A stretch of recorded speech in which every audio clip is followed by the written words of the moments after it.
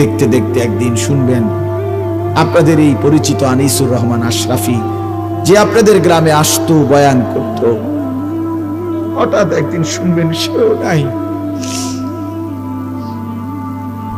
সেও হারিয়ে গেছে অন্ধকার। এটাই বাস্তবতা, এটাই চির সত্য। এতটা চির বাস্তবতায় আমরা ভুলে যাই কেমনে। ভাই, যুবক ভাই, নামাজ না পড়ে কেমনে থাকো? মুসলমানের বাচ্চা তুমি, তুমি হিন্দুর সন্তান না, তুমি ইহুদির বাচ্চা না, তুমি খ্রিস্টানের বাচ্চা। কেমনে নামাজ না পড়ে, কি দেখতে দেখতে, কি করতে করতে জীবনটা, দিনটা, রাতটা শেষ করে দিল।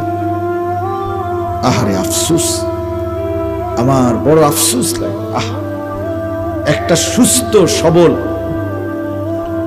16 বছরের, 14 বছরের, 18 বছরের ছেলে মেয়ে কি কারণে, কি বুঝে একটা সেজদা দেয় না, এক ওয়াক্ত নামাজ পড়ে না? আরে বোকা রে, তুই কেমনে এত বোকা হই? কি কারণ থাকতে পারে?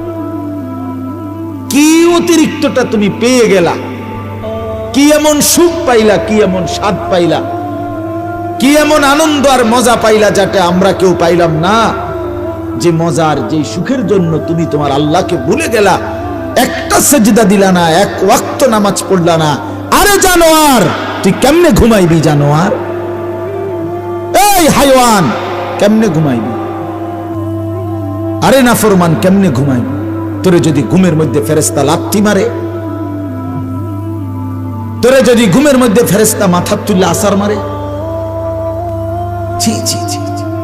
হ্যাঁ, চির বাস্তবতা মৃত্যু, যেটাকে অস্বীকার করার, না বুঝার, আড়াল করার কোনো সুযোগ নাই, কোনো সুযোগ নাই, কোনো সুযোগ নাই। আমি অনুরোধ করছি, কোনো সুযোগ নেই। আপনি যদি বুঝেন তাইলেও মরে যাবেন, আপনি যদি না বুঝেন তাইলেও মরে যাবেন। আপনি যদি হাসতে থাকেন তাইলেও মরে যাবেন, আপনি যদি কাঁদতে থাকেন তাইলেও মরে যাবেন। আপনি যদি চোখ খোলা রাখেন তাইলেও মরে যাবেন, আপনি যদি চোখ বন্ধ রাখেন তাইলেও মরে যাবেন। আপনি যদি সম্পদার প্রাচুর্যে একেবারে বিলাসিতার জিন্দিগিতে থাকেন তাইলেও মরে যাবেন। আপনি যদি দুঃখ, অভাব আর দারিদ্রতা, দুর্ভিক্ষের মধ্যেও থাকেন তাইলেও মরে যাবেন। স্বীকার করলেও মৃত্যু, স্বীকার না করলেও মৃত্যু। নাকি কথা বলেন না কেন? যদি কেউ বলে আমি বুঝি নাই, এই কারণে মৃত্যু তারে ছেড়ে দিবে, আমি খেয়াল করি নাই, এই কারণে আজরাইল তাকে বাদ দিবে, না বাপ, না।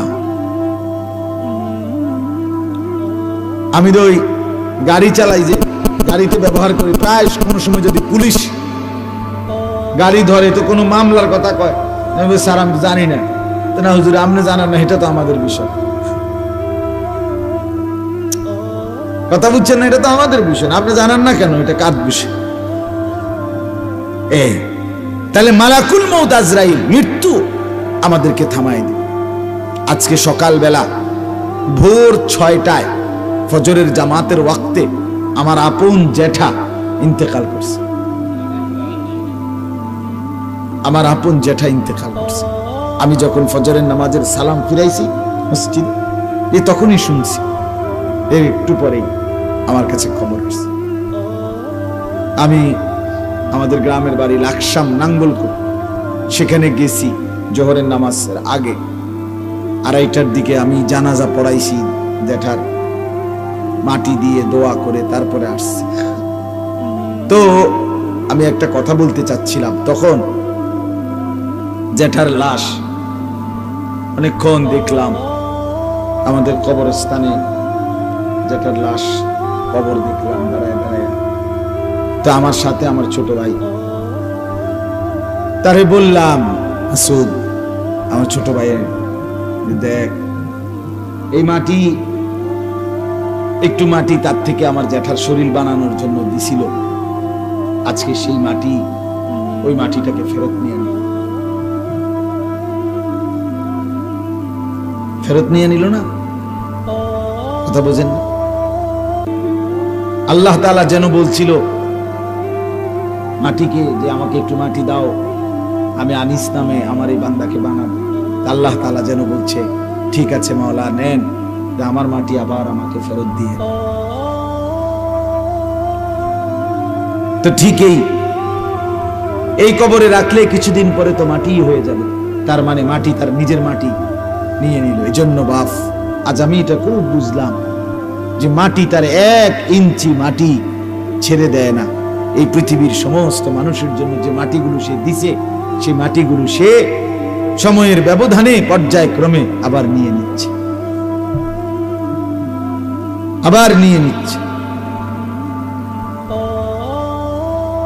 আমার ছোট ভাই আমারে বলতেছে, আমাদের যে কবরস্থানটা, এইখানে আমার দাদার কবর, এর সাথে আমার দাদির কবর, আমার বাপ চাচারা 3জন এই পর্যন্ত ইন্তেকাল করছে। আমার 3 নাম্বার চাচার কবরের পরে আমার আব্বা, এরপরে আমার বাবার কবর, আর দাদা দাদির পায়ের কাছে আজকে জ্যাঠার কবর। তা আমার ছোট ভাই কানতে কানতে কইতেছে, কহ ভাইয়া দেখেন ভাই, দাদা দাদি মানে মা বাপ, এরা তাদের সন্তানদেরকে আবার মাটির নিচে কোলের কাছে নিয়ে, মাটির উপরেও তো কোলের কাছেই ছিল একদিন, আজ আবার মাটির নিচে তাদেরই কোলের আশেপাশে কি নিজ সন্তানদেরকে আগলায়। গত বৃহস্পতিবার রাতে 1টা-1:30 বাজে, 1:30টার পর আমি আমার দেশেই আমার মাহফিল ছিল, জ্যাঠা অসুস্থ ছিলেন, বিছানায় শয্যাশায়ী আজকে 3-4 মাস। আমি দেখছি রাত্রে 1:30-2টায় জ্যাঠা কথা বলছে, 2-1টা শব্দ কইছে, জ্যাঠারে হাদিয়া দিছি, জিগাইছে কয় টাকা দিছ, কইছি, দোয়া করছে, আমি ফুটু দিছি, দোয়া করছি। আজকে গিয়ে দেখি তাকায় রইলাম, আমার সেই জলজ্জান্ত জ্যাঠা, যে হাত নাড়তো, কথা বলতো, চোখ খুলতো, সে একদম স্তব্ধ। কি আশ্চর্য বিষয়! আরে বাপ, যুবক ভাই, এটা বুঝতে শেখো দোস্ত।